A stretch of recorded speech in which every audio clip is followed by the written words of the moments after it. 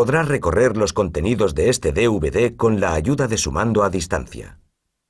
Las áreas activas de los diferentes menús se seleccionan accionando los botones de dirección. Una vez encuadrada la opción deseada, obtendremos la información contenida presionando el botón Enter. El botón Audio permite cambiar durante el visionado el idioma de exposición de la voz en off. Todas las secuencias pueden interrumpirse presionando el botón Next. Un botón presente en los menús del disco permite volver al menú inmediatamente anterior. Los botones asignados al control de vídeo permiten actuar sobre las exposiciones audiovisuales como en cualquier aparato de vídeo doméstico.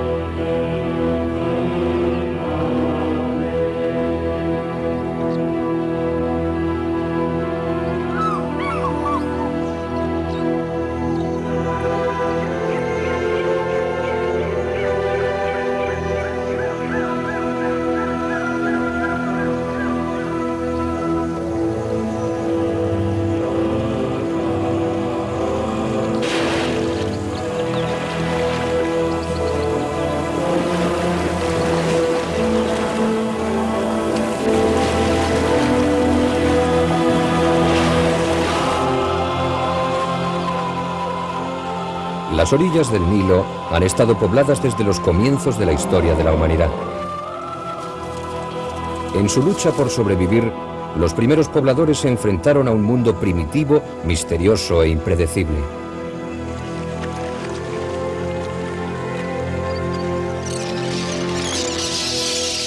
El río Nilo, que fluye a lo largo de 6.400 kilómetros desde el corazón de África hasta el mar Mediterráneo, ha conformado las vidas y creencias de muy diversas razas.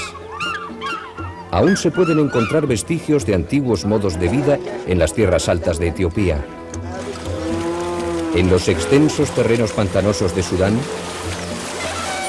y en los campos de Egipto. Fue aquí, en Egipto, 3000 años antes de Cristo, donde el Nilo dio lugar a la primera de las grandes civilizaciones del mundo.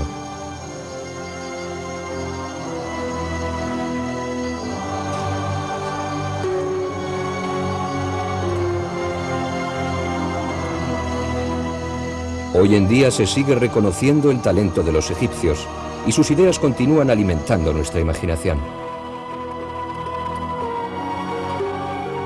Egipto fue la cuna del hombre occidental. Aquí, el hombre plantó sus primeras cosechas y convirtió el Nilo en un jardín del Edén.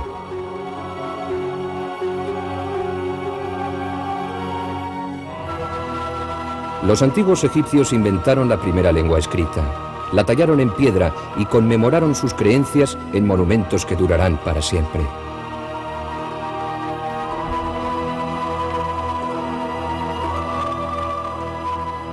Sobre todo, crearon una religión en la que el hombre y la naturaleza coexistirían en armonía por toda la eternidad. En su afán por aprovechar las fuerzas de la naturaleza, el hombre convirtió a esta en su Dios.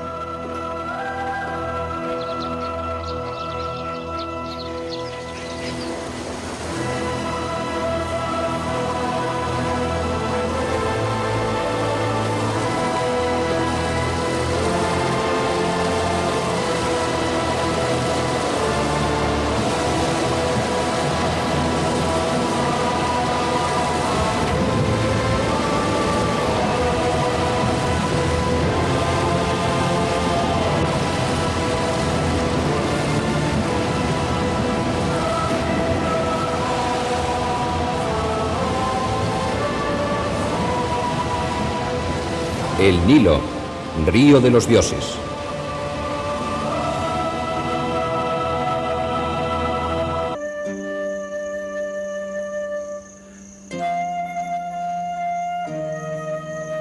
Los egipcios se encuentran entre los mejores constructores de todos los tiempos, y las pirámides de Giza son los mayores edificios de piedra que jamás se han construido.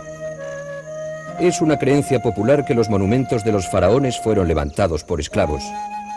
Pero lo cierto es que ese arduo trabajo fue obra de campesinos expulsados de sus tierras por las inundaciones anuales, que ansiaban ganarse el pan durante los 3 meses en los que el agua cubría sus campos.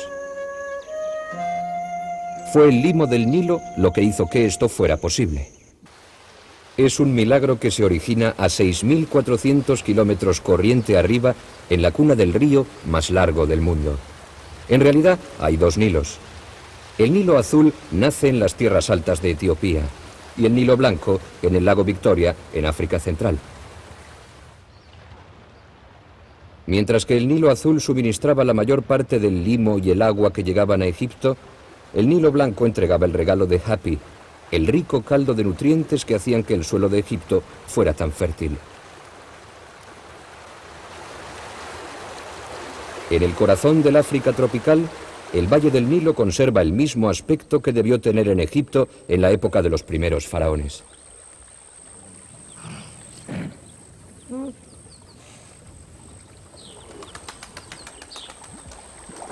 Aquí, el Nilo es rico en fauna, y sabemos por las primeras manifestaciones artísticas que la mayoría de los animales que encontramos en estos pantanos eran conocidos por los antiguos egipcios.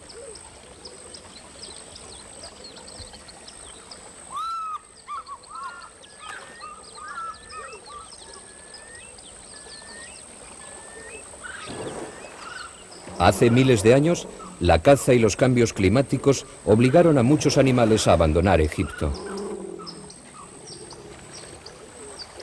Una de las primeras víctimas fue el elefante.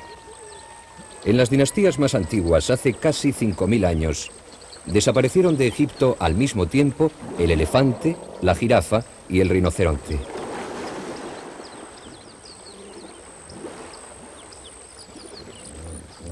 Pero aunque los elefantes disminuyeran, los egipcios concibieron una religión basada en la naturaleza. El hipopótamo fue, de modo sorprendente, una de las muchas criaturas que convirtieron en Dios.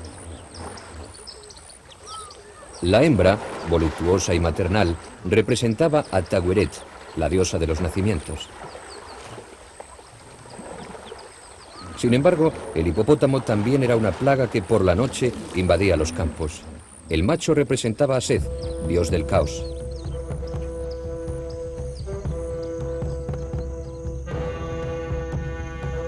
En el antiguo Egipto, el clima era mucho más húmedo que en la actualidad. Lejos del Nilo, en la sabana vivían los grandes felinos y las vastas manadas de herbívoros.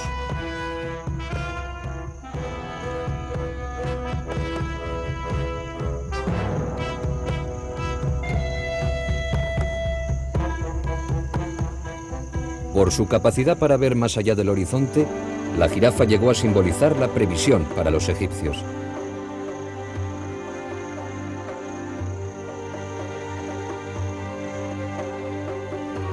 Pero había un animal que dominaba la imaginación del hombre. Para los primeros egipcios, el león era rey y el rey era león.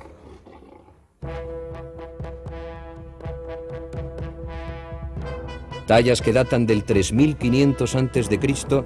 representan al soberano como un fiero león devorando a sus enemigos.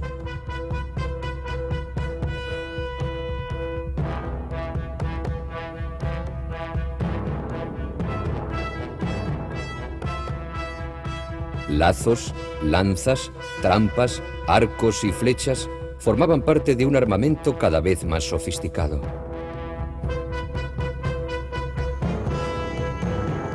Estas armas no libraban al mundo de los peligros. Probablemente el búfalo africano causó tantas víctimas humanas como los grandes felinos. Como consecuencia, el búfalo fue el símbolo del verdadero poder y la agresividad.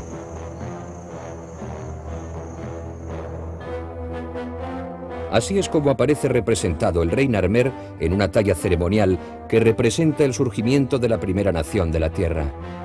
Preside la escena una criatura divina, mitad vaca, mitad búfalo.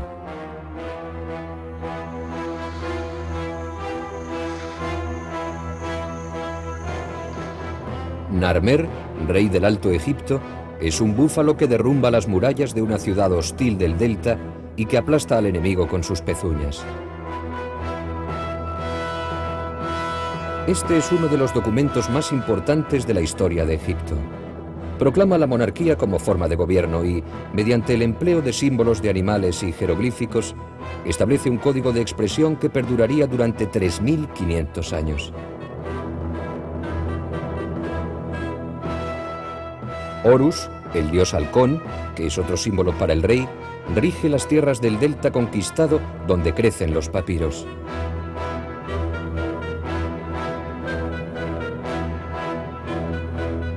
La unificación del Alto y del Bajo Egipto en un solo estado que ha durado hasta nuestros días se conmemora con las cabezas entrelazadas de dos animales mitológicos.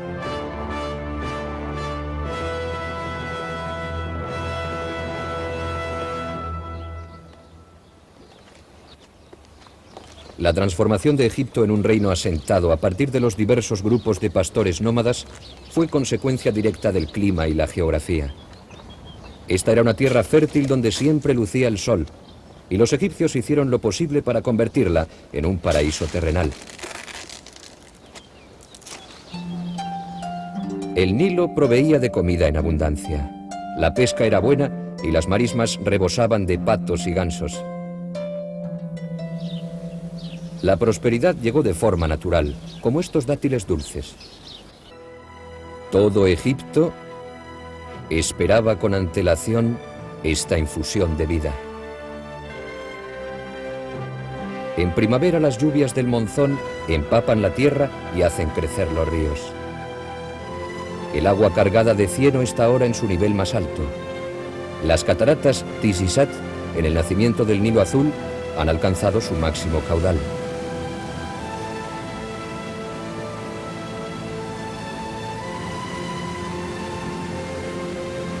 Cuatro quintas partes del agua que llega a Egipto proceden de este lugar.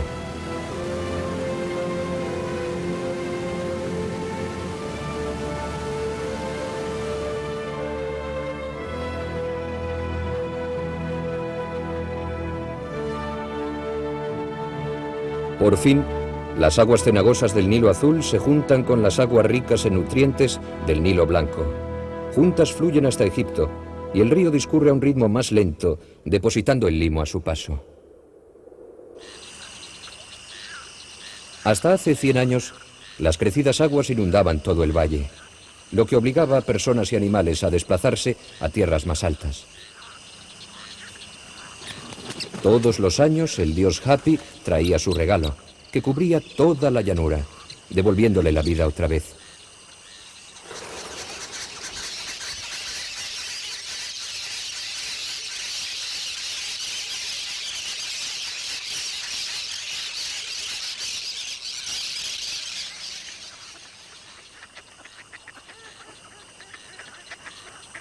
Después de unos meses, las aguas retrocedían, dejando un banquete detrás. Los egipcios, que eran grandes naturalistas, registraron lo que veían con todo detalle. En las pinturas de las primeras tumbas de Meidum, una procesión de gansos de plumaje blanco en el dorso y rojo en el vientre devuelven la vida a las ciénagas.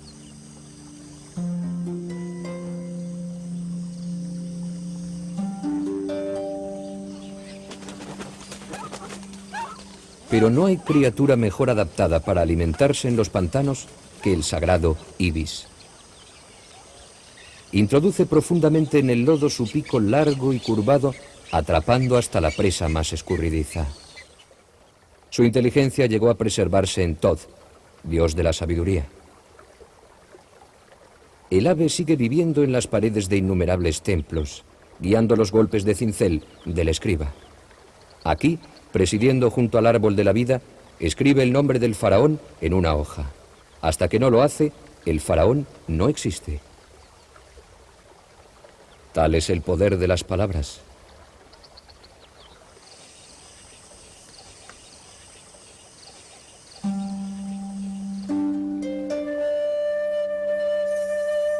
Lo que asombra del arte egipcio es su interés casi científico por el detalle. la abubilla mostrando su cresta.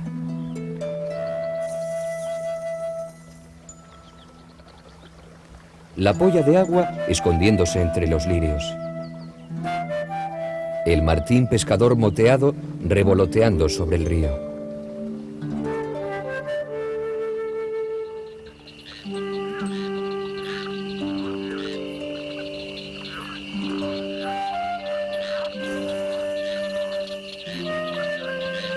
El arte egipcio, lejos de ser estilizado y abstracto, se inspira a menudo en momentos fugaces de la naturaleza.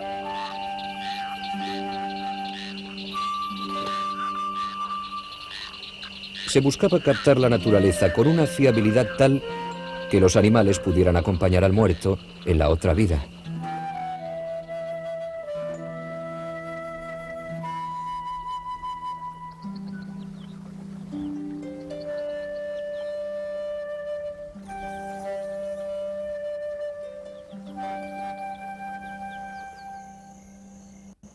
Las inundaciones se esperaban con ansiedad, sobre todo en Asuán.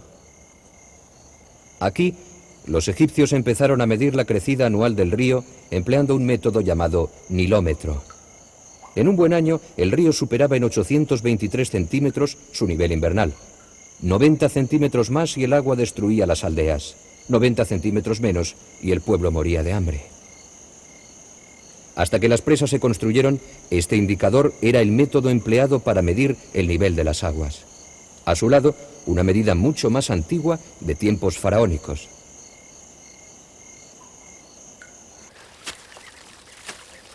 Medir el nivel del agua es una cosa. Aprovecharla con inteligencia es otra muy distinta. Los primeros canales de riego se construyeron antes de los faraones, pero la invención del shaduf revolucionó la agricultura.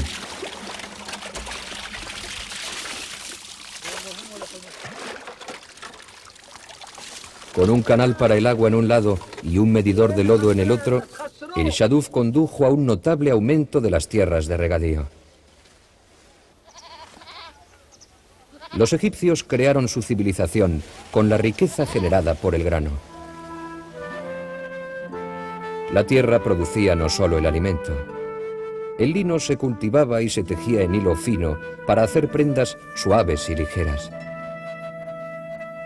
Pero para los faraones, lo más importante era la cosecha de grano. Todos los años, un ejército de burócratas medía los campos de cultivo. La cosecha era tan segura y constante que se ideó un sistema de impuestos muy sencillo que relacionaba la extensión del terreno cultivado con la altura de la crecida anual, medida en el nilómetro. Esto permitía a los vigilantes de los campos calcular los impuestos.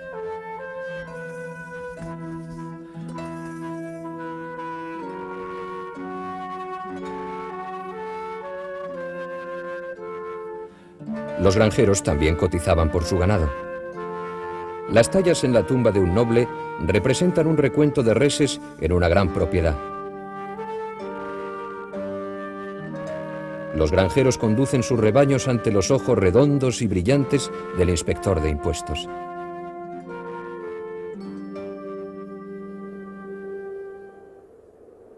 A medio camino entre las tierras altas de Etiopía y el lago Victoria, hay un enorme pantano de papiros en el Nilo Blanco. Los mercaderes árabes lo llamaron el Sud, o el obstáculo. Este es el pantano más grande de la Tierra, y forma una barrera casi impenetrable entre el África tropical y Egipto.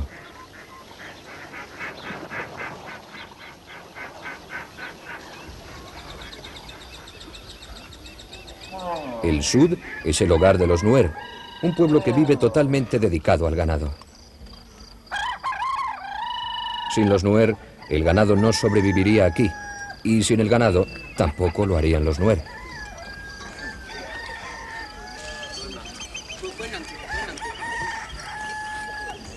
El quehacer diario de Anuk apenas varía, y todos los días al amanecer enciende una hoguera con los excrementos del ganado.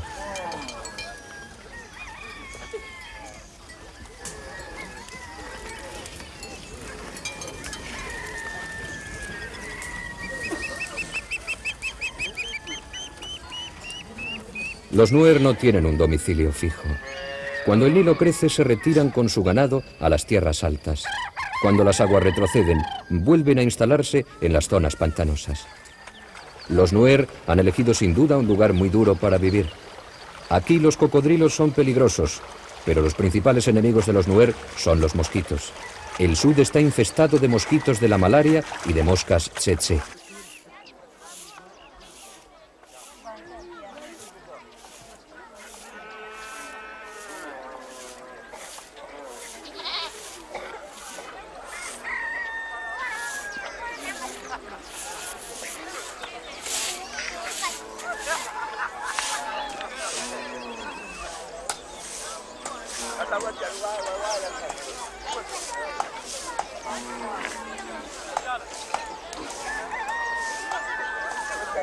El ganado proporciona casi todos los materiales que necesitan los Nuer. Las boñigas secas se emplean para cocinar. La ceniza incluso se usa como pasta dentífrica. Los Nuer no podían vivir más unidos a sus vacas. El profundo afecto que sentían los egipcios por el ganado se reflejó en su lengua. Se aludía a los seres humanos como el ganado del dios Sol.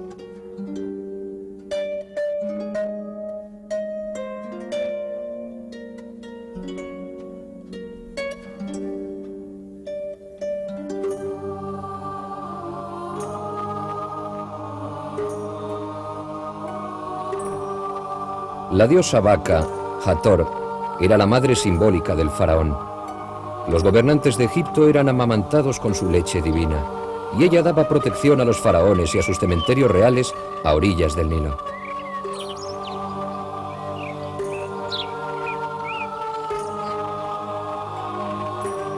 Mucho antes del primer faraón se rendía culto a la diosa vaca, culto que perduró mucho después del último soberano.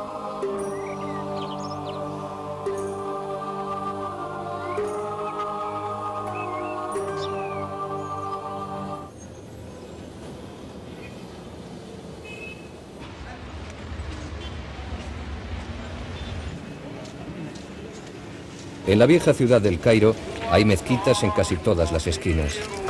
Desde hace un milenio, el Cairo es un gran centro de cultura y saber islámicos.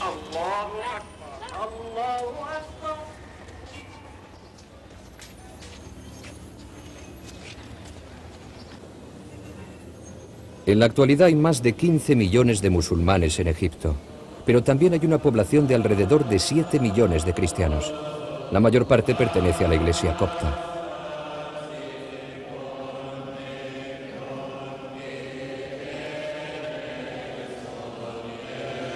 Antes de la conquista islámica en el siglo VII, la mayoría de los egipcios eran cristianos coptos. Los antiguos egipcios creían en un universo habitado por los dioses y el hombre. Amparados por el arco que forma la diosa del cielo, Nut, estaban protegidos del caos que les rodeaba. Por debajo, sobre el suelo del valle del Nilo, la diosa de la tierra, Geb, se baña con la luz eterna del sol.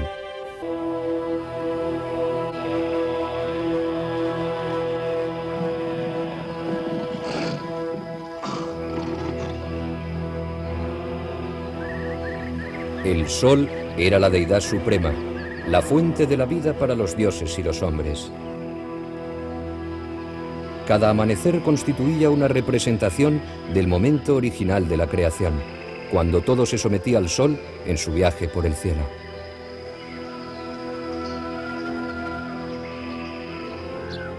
El predominio del sol se representa en las paredes de innumerables tumbas. El sol es